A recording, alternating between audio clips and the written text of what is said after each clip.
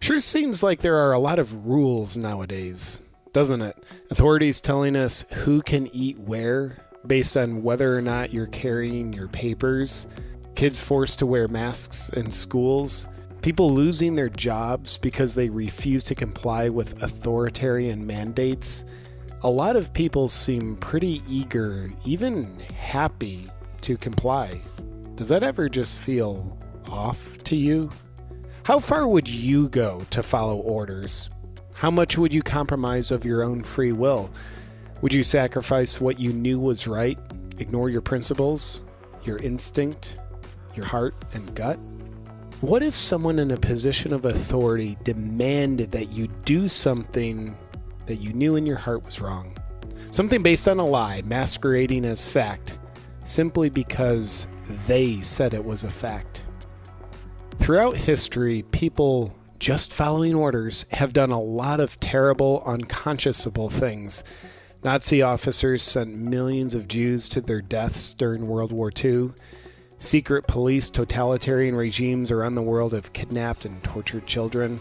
Entire populations have been imprisoned and exterminated, all by people just following orders. It's easy to say, well, I wouldn't do that. I would resist. But would you? Would you disobey a morally unjust order, even if it meant personal sacrifice? In a famous study of obedience known as the Milgram experiment, ordinary people were willing to inflict even extreme harm on another human being, administering what they thought were electric shocks of increasing severity simply because they were told to do so by someone projecting a symbol of authority, a researcher wearing a lab coat. In the experiment, the subjects were told they were participating in an educational study and that they were to administer the shocks to a fellow participant each time an incorrect answer was given on a memory test. In reality, no one was getting shocked. It was a ruse.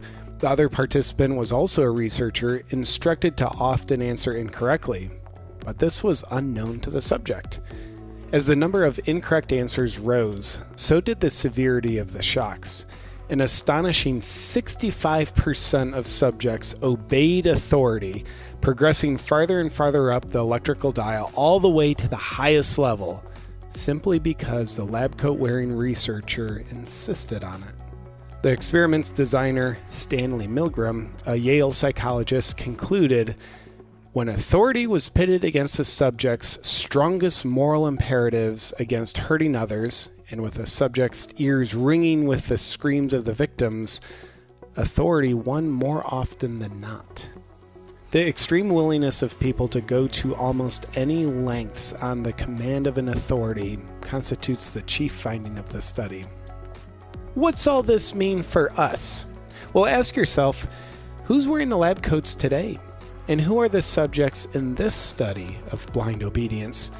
Politicians and those appointed by them go to great lengths to demand we submit to their authority, to bristle with indignation when caught in lies, and to demand we follow orders, or else. In this real-world study of obedience, mask mandates, masked children, vax mandates, and enforced segregation imposed by those in real or figurative lab coats are the new shock treatment. And they're studying us to see how far they can go and how long we'll obey. 18th century statesman Edmund Burke said, "The only thing necessary for the triumph of evil is for good men to do nothing." Tyranny progresses slowly, inch by inch, edict by edict, mandate by mandate, each one chipping away at liberty and freedom until nothing of what we formerly took for granted remains. Philosopher Ram Dass tells us that you can't get out of a jail you don't know you're in. It's time to see that the jail of compliance and obedience we're being led to believe is normal and just is neither. Our willingness to disobey authorities when it makes moral sense to do so, to stay true to our sense of right and wrong, is the most powerful weapon we have. Martin Luther King Jr. said, "One has a moral responsibility to disobey unjust laws." Gandhi tells us, "Civil disobedience is a sacred duty when the state becomes lawless or corrupt.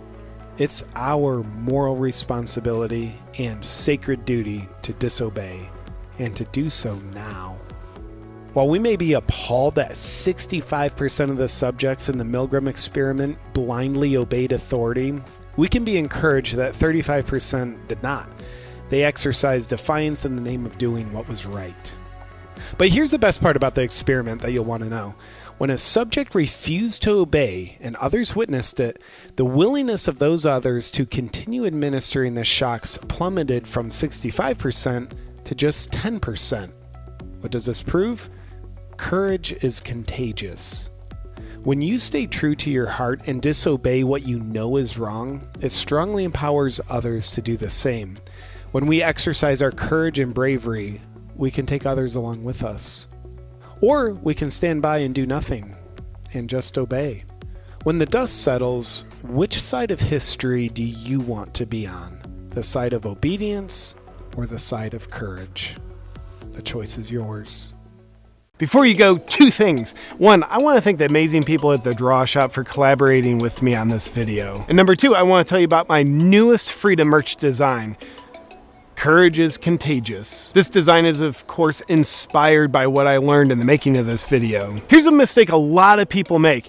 You might sit there and say, I have courage, that's great, but I can't really make a difference like one courageous person, but there's 8 billion other people in this world. That's where you're wrong. Because the truth is, what we learned in this video, courage is contagious. When you're acting from a place of courage, you're not just benefiting yourself, you're benefiting the world around you by inspiring other people to become courageous. And to me, that's very exciting because what it lets us know is when we're acting from a place of courage, it's like our courage has compounding interest in its growth. So this new design is intended to help spread the message that courage is in fact contagious. And grab it on my website, awakenwithjp.com. And thank you for being on Team Freedom with me. I appreciate you.